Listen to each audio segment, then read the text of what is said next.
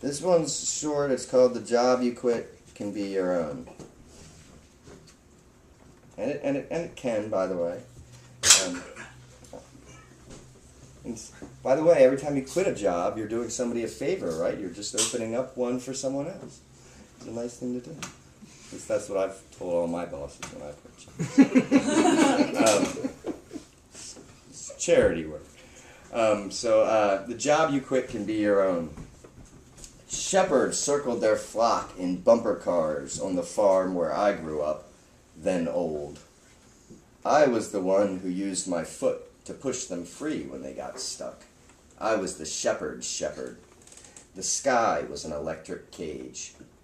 In the warm months, the sheep were shorn for cotton candy, and in the cold months, they were slaughtered. We ate gyro meat on sticks around a campfire when a dinner bell clanged. I cried wolf, but no one ever heard me beneath the carousel's organ music, piped into our ear canals through glass soda bottles. I chanted it like a spell. Wolf, I said. Wolf again. Wolf, wolf. The farm was in a valley, and the sheep grazed on the foothills nearby. They ate dandelions and chewed on plastic straws. The mountains on either side were crawling with roller coasters. Most of the roller coasters were named after rattlesnakes. Just one machine was named for the wolf, but it was old, seen as something only for children to ride. I never rode any of them. I wanted to be helpful, not upside down. I spent most of my time at my post, or wandering, on patrol whenever the cage was busted. You can always count on someone to be stuck somewhere. I told whoever would listen. You can always count on someone to be stuck somewhere, I told whoever would listen, if you look for them to be. It is convincing others they need your push that proves difficult. People laughed at me, their faces turned up at the moon. Wolf, I whispered in the dining hall. Wolf, I said to a cow.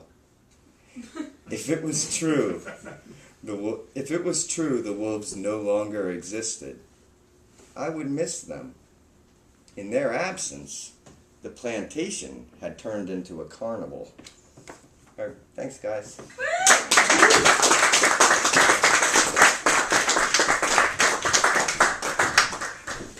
All right.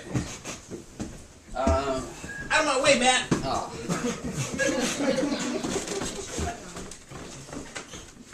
So, do I have to like banter now? No. No? Alright. Yeah, I'm very bad at that anyways, so our next reader is Dylan Kent. I've heard Dylan read a couple times. Every time I've heard him read, it has been completely different. Which I think is fantastic. Oh yeah, bio, sorry.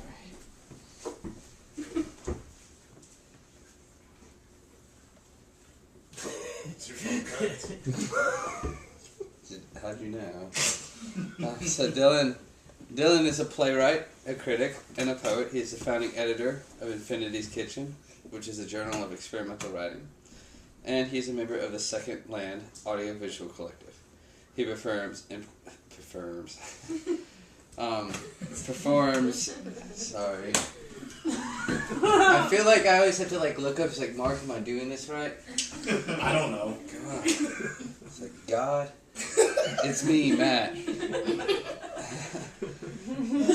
performs improvisational spoken word along with concrete music.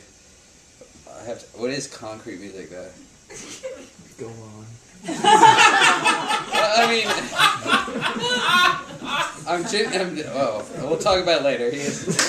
Now we have a topic of discussion for intermission. Yeah, I can see what it's like the music is abstract, but like what's concrete? It's a kind of abstract. It's a little less abstract. I just imagine a lot of hammer sounds. He has work published or performed by Industry Night Autolith, the Annex Theater, Welter, and others. He blogs at nocategories.net. Everybody, Dylan, can I please?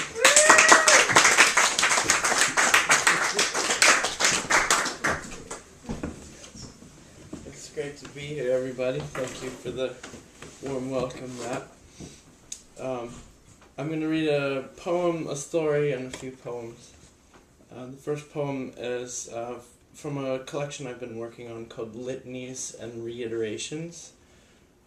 This is one of the reiterations. It's called I Dreamed of Chopping a Tree That Would Never Be Felled. Working forever, never well. Splinters, ever and ever splinters, never timbers. An axe, swinging brightly, daily, nightly, a man, grindstones, dust.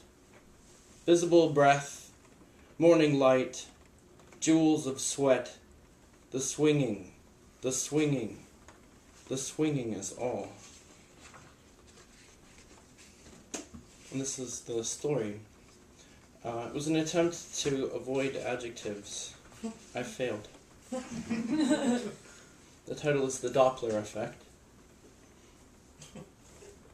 In bed, in an apartment, on an avenue, in the center of a city, I sleep through the sound of a siren. I don't wake to wonder about the cause of the siren or its destination. As the siren approaches, it reaches a pitch, and then it is no longer approaching. I have an awareness of it, but I continue sleeping. The siren stops. Moments later, a helicopter hovers overhead. There is light spinning in circles. Spotlights focus from overhead. I wake up then. Outside the apartment, vehicles have converged. An ambulance, a truck. Radio, voices and static blend in the air with questions from the neighbors and smoke. A ladder ascends toward the top of the building across the street. Officers carry axes, stretchers, flares. The smoke and lights, they make changes to the sky. Heat makes the paint seem to melt. A van arrives. The van has a logo from the news. A door slides open on the side of the van and its crew disembarks carrying cameras, microphones, lights. One of the neighbors explains, "Oh, wow, that's a relief." The sound of her voice announces her presence on the sidewalk near the stairs. She exclaims again, "Oh," she says, "none of this is real."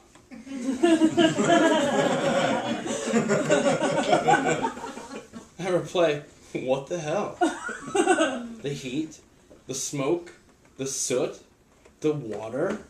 Wake up, lady." She laughs and says, "No, because look at those cameras. Look at those microphones. Look at that man over there getting his makeup adjusted. They've even got spotlights on the scene. This is a movie, so nope, definitely not. I'm going home. This doesn't matter."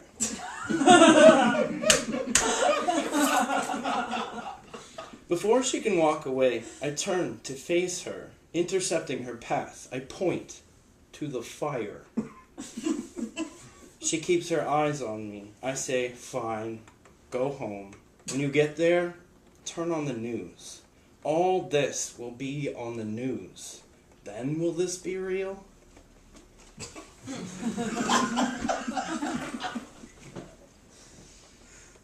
This one's also from the Litanies and Reiterations. It is a reiteration. Its name is Canned Laughter.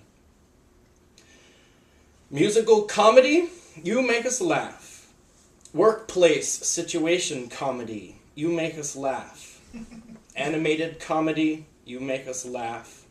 Ethnic situation comedy, you make us laugh. Satirical news programs, you make us laugh. Family situation comedy, you make us laugh.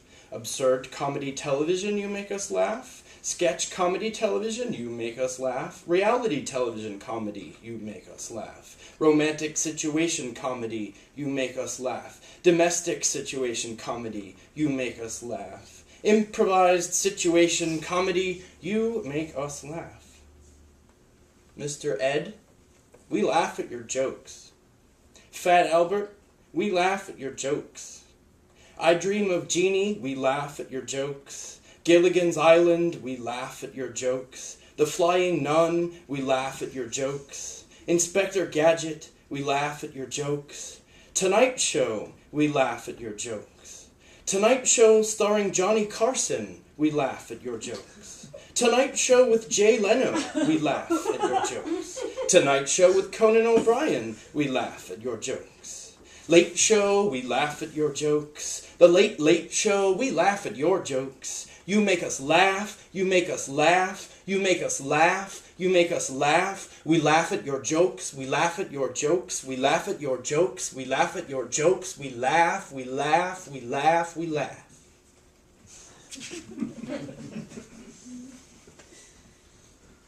This one was published in Odolus this year. It's an antonymic translation of another poem. So it's supposed to be the opposite of that poem. That poem was something a friend of mine drunkenly posted on Facebook, so I drunkenly replied. I got it published. Obvious worthlessness is unusual. Whose value are we talking about anyway? Time is a fraction with no common denominator. Like an eye, it only works in one direction. Those who cry doom are suspect. Those who cry light, likewise. Treasure is relative. There are no unproud prophets. Those without them persist. Even the sure-set eyes see the sunset. I have two haiku. The first one is recently published by Carabella Sands on a giant glowing billboard. Very exciting. She asked me if I had any haiku, and I said, well, what sort of haiku would you like? She said that I need the kind of things that someone could look at while they drive to work, because that's how that thing is most commonly seen. I said, well, I definitely have one that isn't good for that. And she said, well, don't send me that one. I sent her some others, and this is the one that was chosen for the billboard. Imagine seeing this on your way to work. No identity. Absolutely nobody. Somehow that matters.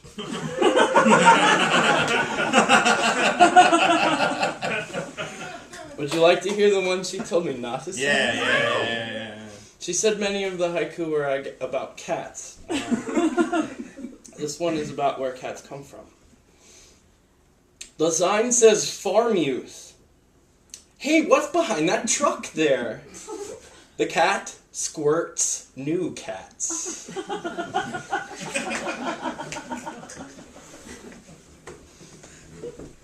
My last poem for this evening is from a different series of poems I've been working on called Portraits and Landscapes. This one is one of the portraits. It's called The President Wears a Necktie.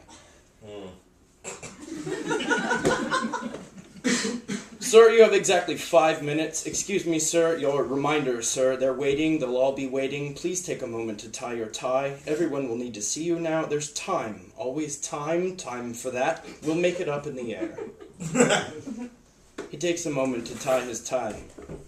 He wears it the way his house wears a flag, where slight variations are meaningful. Today is a secondary color day. After so much talk about the primaries, the president addresses his fellow citizens.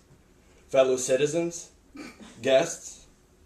He refers now to a precise time, a difficult decision. How often, he often remarks, we are tested. He refers now to a history. He says self-evident. He says manifest. He says fear. No, he says terror, or he is tested. We have often tried to find what is correct. It is we who are mistaken, or they are mistaken, about which direction, the difference between the steps and the road, where slight variations are significant. It is it. A citizen of it, with its suits and streets, a silver, tragic, silent place, with what is correct and what is correct. To be angry or to go and see. Anybody can be obedient. Anybody can take a moment to tie a tie or choose a set of pearls. The time. So much time. Tying the ties. Speaking the speeches. Flying the flags. So much of that time becomes the history. The pinstripes become the whole pattern. Yeah.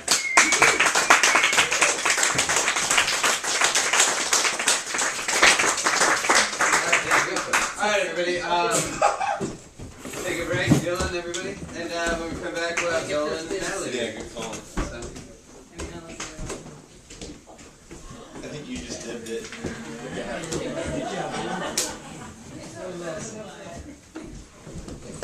Wait a second.